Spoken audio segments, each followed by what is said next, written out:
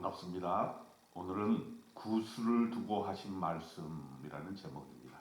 이사야 18장 1절에 슬프다 구수의 강 건너편 날개치는 소리 나는 땅이여. 어제는 다메섹의 멸망을 예언했는데요. 오늘은 구스라는 나라를 이야기하고 있습니다. 구스는 애굽 아래에 있는 에디오피아라 이렇게 생각하시면 되겠습니다. 그 나일강이 쭉 시작이 돼서 북쪽으로 애굽까지 흐르고 그 강 때문에 비옥한 땅을 이루고 또 한때는 이 구스가 애굽을 점령할 수 있을 정도로 그렇게 강대한 나라이기도 했습니다.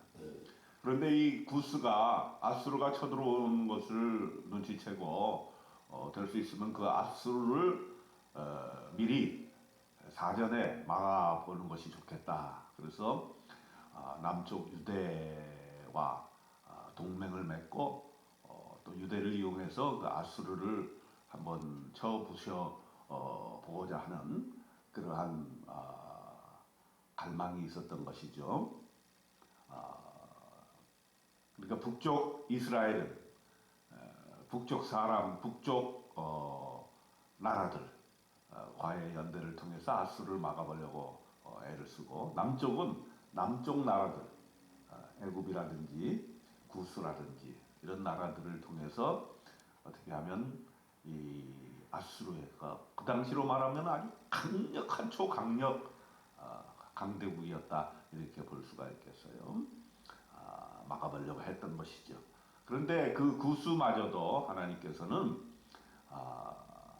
통치하시고 또 그 나라와 그 민족을 그 미래를 하나님께서 얘기하시는 그런 장면이 나오게 됩니다.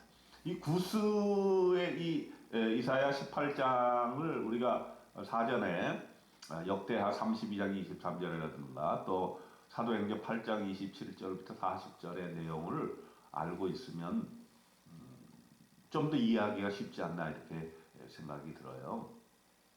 역대하 32장 23절에 보면은 여러 사람이 예물을 가지고 예루살렘에 와서 예배 여호와께 드리고 또 보물을 유다왕 히스기야에게 드린지라. 이후부터 히스기야가 모든 나라의 눈에 존귀하게 되었더라. 참 놀라운 일이죠. 유다왕 히스기야가 아수르를 물리치고 많은 나라들이 조공을 바치게 되는 그런 놀라운 일들이 일어나는데 이사야 18장이 바로 그것을 예언하고 있다 이렇게 볼 수가 있겠어요. 그 구절이 7절에 나오는데 그때의 강들이 흘러나누인 나라에 장대하고 준수한 백성 그 시초부터 두려움이 되며 강성하여 대적을 밟는 백성이 만군의 여호와께 드릴 예물을 가지고 만군의 여호와 이름을 두신 곳 시온산에 이르리라. 역대하 32장에 보게 될 것 같으면 아수르가 쳐들어오게 되니까 히스기야와 이사야는 손을 잡고 하나님 앞에 기도드립니다. 절실하게 기도를 드립니다.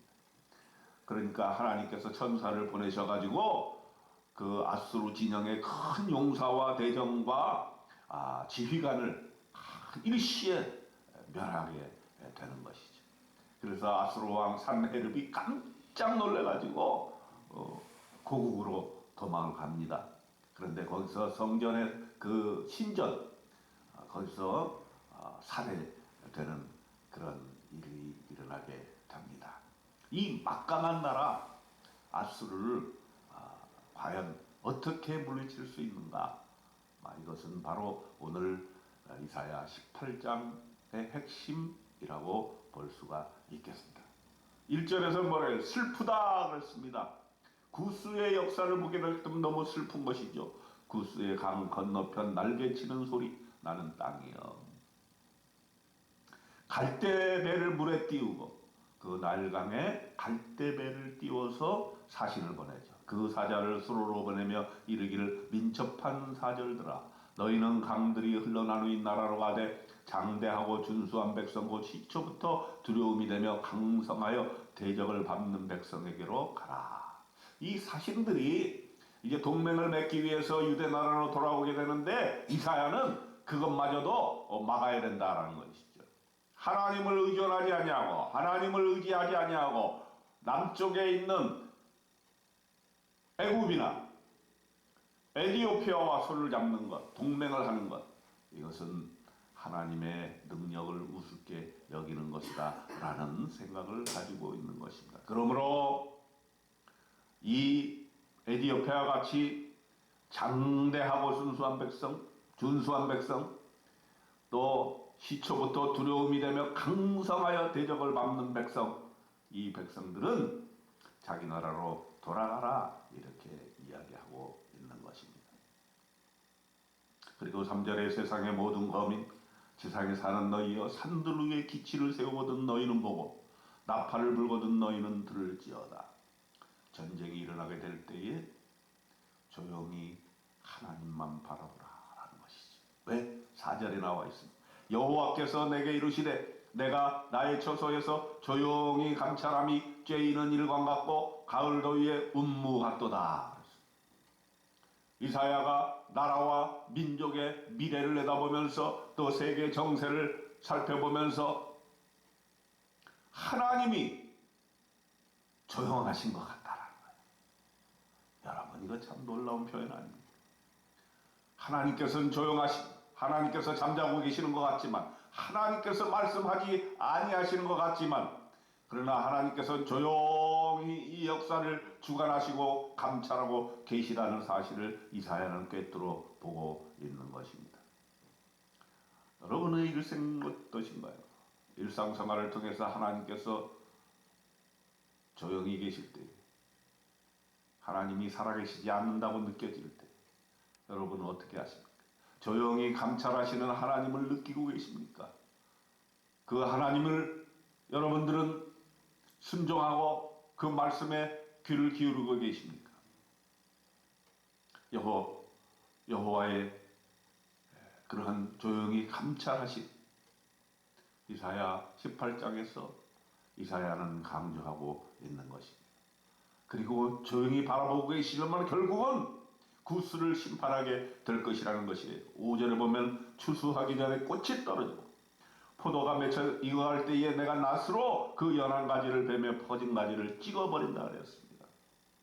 그 나일강의 비옥한 토지 위에 얼마나 많은 열매들이 맺어가는데 하나님께서 역사의 물꼬를 드실 때에 꽃이 떨어지고 낫으로 그 연한 가지를 베고 찍어버린다고 말씀하시고 계시는 것입니다.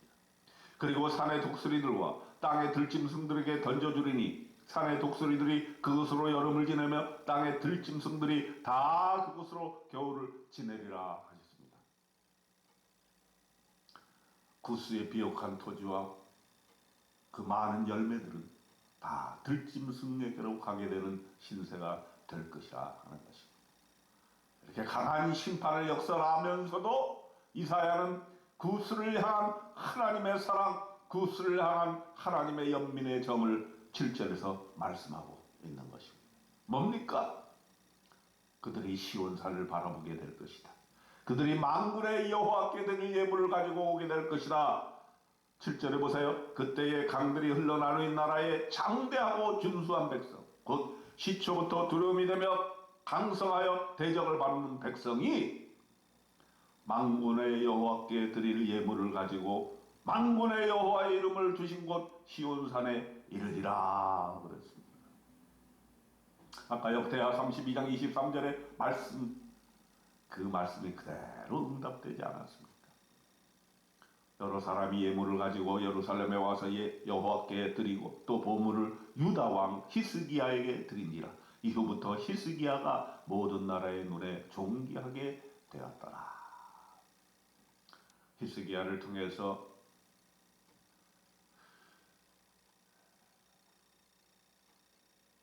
아수르의 산헤립을 물리치고 많은 나라들이 조공을 바치게 되는 놀라운 일이 일어나게 된 것입니다. 또한 사도행전 8장 27절로 40절에 보면은 에디오피아 여왕 간다게의 내시에 대한 이야기가 나옵니다. 이 내시가 예배하러 예루살렘에 왔다가 돌아가는 길에 수레를 타고 선지자 이사야의 글을 읽고 있었습니다. 이사야 53장 7절을 읽고 있었는데 무슨 말인지 도대체 알 수가 없었어요. 빌립이 이것을 풀어주면서 결국에는 그 에디오피아 내시가 세례를 받고 하나님의 자녀가 되는 장면이 나오게 됩니다. 이 오늘 7절에 나와 있는 이 구절들은 에디오피아가 기독교 국가가 되는데 큰 기여를 하게 되는 것입니다. 여러분, 이사야 18장에서 하나님께서 우리에게 주고자 하는 메시지는 무엇입니까? 하나님께서는 역사를 주관하고 계시고 하나님께서 조용히 우리를 감찰하고 계시는데 구스와 같은 이방의 나라, 구스와 같은 전쟁을 일삼는 나라, 그런 나라라 할지라도 하나님의 말씀을 듣고 순종하게 되면 하나님의 전에 예물을 들고 찾아오게 되는 그런 역사가 일어나게 된다라고 하는 것입니다.